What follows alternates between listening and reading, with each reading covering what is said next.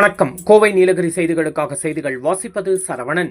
127வது மலர்காட்சியை துவக்கி வைக்க சாலை மார்க்கமாக வந்த முதலமைச்சர் மு.க.ஸ்டாலினுக்கு பொதுமக்கள் உற்சாக வரவேற்பு.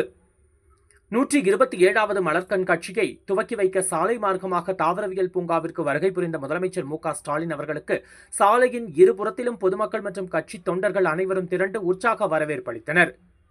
அதனை ஏற்றுக்கொள்ளும் விதமாக தமிழக முதலமைச்சர் மு.க.ஸ்டாலின் சுமார் 500 மீட்டர் நடைபயணம் மேற்கொண்டு பொதுமக்களை நோக்கி கையசைத்தவாறு விழா மேடைக்கு நடைபயணமாக சென்று கொண்டிருந்தார்.